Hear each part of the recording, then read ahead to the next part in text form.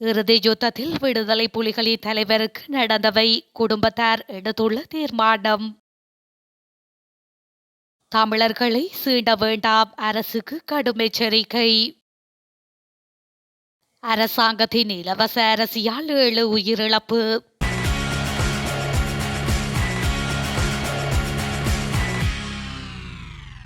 விடுதலை புலிகள் அமைப்பின் தலைவர் பிரபாகரன், அவரது மனைவி மற்றும் மகள் உள்ளிட்ட குடும்பத்தினர் 2009ஆம் ஆண்டு இடம்பெற்ற இறுதி யுத்தத்தின் போது வீரகாவியம் ஆனார்கள் என்பதை 100% நாங்கள் நம்புகின்றோம் என்று விடுதலை புலிகளின் தலைவர் பிரபாகரனது அண்ணனுடைய மகன் கார்த்திக் மனோகரன் தெரிவித்துள்ளார்.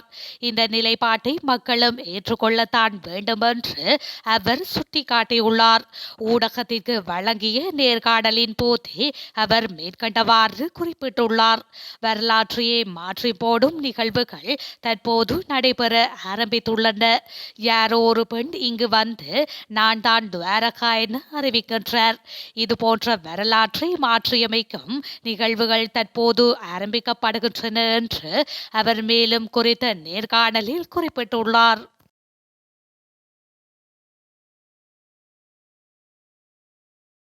யாழ்ப்பாணம் இணுவிலில் முதல் முறையாக போதைப் பொருட்களை உற்பத்தி செய்யும் நிலையம் ஒன்று முற்றுகையிடப்பட்டுள்ளது. பாடசாலை மாணவர்களை இலக்கு வைத்து போதைப் பொருட்களை விற்பனை செய்யும் கும்பலை தேடி சென்ற போது வீடொன்றில் இயங்கிய போதைப் பொருள் உற்பத்தி நிலையம் யாழ்ப்பாண பிராந்திய குற்றத்தடுப்பு பிரிவு காவல்துறையினரால் முற்றுகையிடப்பட்டது. இது குறித்து மேலும் தெரிய வருவதாவது, ஐஸ் போதைப் பொருட்களுடன் யாழ்ப்பாணத்தில் 2 கைது செய்யப்பட்டனர். அவர்களிடம் மேற்கொள்ளப்பட்ட விசாரணைகளை தொடர்ந்து போதைப் பொருள் உற்பத்தி நிலையம் நேற்று முற்றுகையிடப்பட்டது. குறித்த நிலையம் இரசாயன ஆய்வுக்கூடத்தை போன்று வடிவமைக்கப்பட்டு இரசாயனங்களை பயன்படுத்தி போதைப் பொருள் உற்பத்தி நடைபெற்றதாக சட்ட வைத்திய அதிகாரி நேரில் சென்று பார்வையிட்டு இன்று உறுதிப்படுத்தியுள்ளார். வாழ்வெட்டு கும்பல் ஒன்றில் இயங்கும் ஒருவருக்கு சொந்தமான வீட்டிலேயே குறித்த நிலையம் இயங்கியுள்ளதுடன் காவல்துறையினர் முற்றுகையிட்ட போது அங்கு எவரும் இருக்கவில்லை என தெரிவிக்கப்படுகின்றது. இந்த நிலையில் போதைப் பொருள் ஆய்வுக்கூடத்தில் பிரதான குற்றவாளிகளை தேடி காவல்துறையினர் தீவிர விசாரணைகளை மேற்கொண்டு வருகின்றனர்.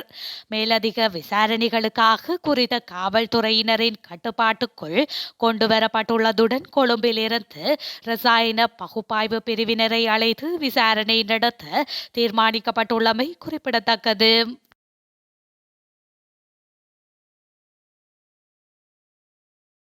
தமிழர்கள் மறைந்து தமது உறவுகளை நினைவேந்தும் நிகழ்வையும் கூட இனங்களுக்கிடையில் குரோதத்தை ஏற்படுத்துவதற்கு எதிரான சட்டத்தின் மூலம் தடுப்பதற்கு களமிறக்கியமை மூலம் தேசிய நல்லிணக்கத்துக்கான கடைசி வாய்ப்பையும் இறுக மூடி இருக்கின்றது இலங்கை ஆட்சி பீடம். இது பெரும் துரதிருஷ்டவசமானதாகும் என ட்ரெலோவின் தலைவரும் பண்டி மாவட்ட நாடாளுமன்ற உறுப்பினருமான செல்வம் அடைக்கலநாதன் தெரிவித்துள்ளார். முள்ளிவாய்க்கால் நினைவேந்தலையொட்டி முள்ளிவாய்க்கால் கஞ்சி விநியோகித்தவர்கள் சம்பூரில் ஈவு இரக்கமற்ற முறையில் நள்ளிரவில் காவல்துறையினரால் அராஜகமான முறையில் கைது செய்யப்பட்ட விடயத்தையொட்டி ஊடகங்களிடம் கருத்து வெளியிட்ட போது அவர் மேற்கண்டவாறு கூறியுள்ளார். கொழும்பின் புறநகர் பகுதியான அடுக்குமாடி குடியிருப்பில் சுவரின் ஒரு பகுதி இடிந்து வீழ்ந்துள்ளதாக தெரிவிக்கப்படுகின்றது. குறித்த அடுக்குமாடி குடியிருப்பின் சி பிரிவில் உள்ள மேல் மாடியின் சுவரின் ஒரு பகுதியே இடிந்து வீழ்ந்துள்ளது. இந்த சம்பவம் நேற்று இரவு இடம்பெற்றுள்ளதாக பிரதேச மக்கள் தெரிவித்துள்ளனர். இந்த சம்பவத்தில் யாருக்கும் காயம் ஏற்படவில்லை. அடுக்குமாடி குடியிருப்பு பழமையானது எனவும் சேதம் ஏற்படும் அபாயம் உள்ளதென அதிகாரிகள் குறிப்பிட்டுள்ளனர். பாரிய ஆபத்துகள் ஏற்படுவதற்கு முன்னர் அதிகாரிகள் கவனம் செலுத்த வேண்டும் எனவும் அப்பகுதி மக்கள் கோரிக்கை விடுக்கின்றனர். விடுதலை புலிகள் மீதான தடையை மேலும் 5 ஆண்டுகளுக்கு நீடித்து இந்திய மத்திய அரசு அறிவித்தல் விடுத்துள்ளது. இலங்கையில் தனி நாடு கேட்டு ஆயுத போராட்டம் நடத்தி வந்த தமிழீழ விடுதலை புலிகள் அமைப்பினர் 1991 இந்தியாவின் முன்னாள் பிரதமர் ராஜீவ் காந்தியை கொலை செய்ததாக குற்றம் சுமத்தப்பட்டிருந்தது. இதன் பின்னரே இந்தியாவில் தமிழீழ விடுதலை புலிகள் அமைப்புக்கு தடை விதிக்கப்பட்டது. இந்த நிலையில் 2009 இலங்கையில் போர் முடிவுக்கு கொண்டு வரப்பட்ட போதும் விடுதலை புலிகள் அமைப்பின் மீதான தடை இந்தியாவில் தொடர்ந்து வருகின்றது. இதன் ஒரு நடவடிக்கையாக தமிழீழ விடுதலை புலிகள் மீதான தடையை மேலும் 5 ஆண்டுகளுக்கு நீடித்து மத்திய அரசு தற்போது அறிக்கை வெளியிட்டுள்ளது. இதுகுறித்து மத்திய அரசு வெளியிட்டுள்ள அறிக்கையில் வெளிநாடுகளில் வாழும் விடுதலை புலிகள் இயக்க ஆதரவாளர்கள் இந்தியாவிற்கு எதிராக பிரசாரம் செய்து வருகின்றனர் என்று குற்றம் சுமத்தியுள்ளது. அத்துடன் குறித்த ஆதரவாளர்கள் இந்திய அரசியல் சாசனத்துக்கு எதிரான பொறுப்புணர்வை அதிகரிக்க முயற்சி செய்து வருகின்றனர் எனவும் குறிப்பிடப்பட்டுள்ளது.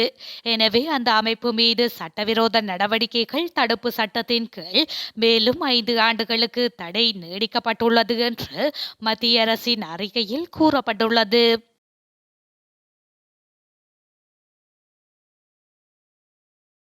தேர்தலுக்கு பணம் ஒதுக்கப்பட்டுள்ளதால் இந்த ஆண்டு அதிபர் தேர்தல் நடாத்தப்படும் என அமைச்சரவை பேச்சாளர் போக்குவரத்து நெடுஞ்சாலைகள் மற்றும் வெகுசன ஊடக அமைச்சர் பந்துல குணவர்த்தன தெரிவித்துள்ளார். அரசாங்க தகவல் திணைக்களத்தில் இன்று நடைபெற்ற அமைச்சரவை முடிவுகளை அறிவிக்கும் செய்தியாளர் மாநாட்டில் கலந்து கொண்டு கருத்து தெரிவிக்கும் போதே அமைச்சர் மேற்கண்டவாறு குறிப்பிட்டுள்ளார்.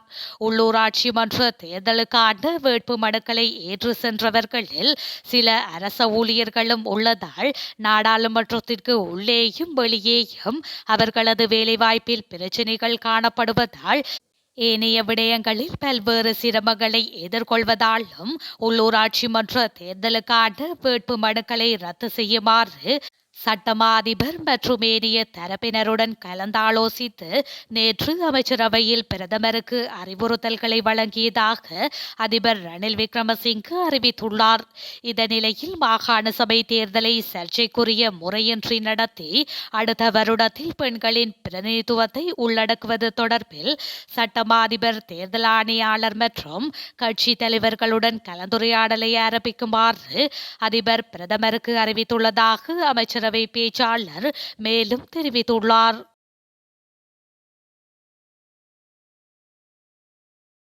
குறைந்த வருமானம் பெறுவோருக்கு அரசாங்கம் வழங்கிய அரிசியில் சிலவற்றை சாப்பிட்டு 7 கோழிகள் உயிரிழந்துள்ளன.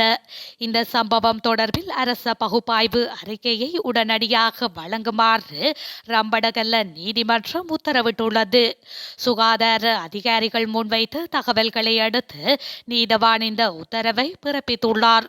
ரிதிகம பனகமுவில் உள்ள குறைந்த வருமானம் பெறுபவருக்கு வழங்கப்பட்ட அரிசியில் ஒரு பகுதி கோழிகளுக்கு வழங்கப்பட்டது. அரிசியை உண்ட கோழிகள் மயங்கி விழுந்த பின்னர் உயிரிழந்ததாக வீட்டு உரிமையாளர் பொது சுகாதார அலுவலகத்தில் செய்த முறைப்பாட்டில் தெரிவிக்கப்பட்டுள்ளது.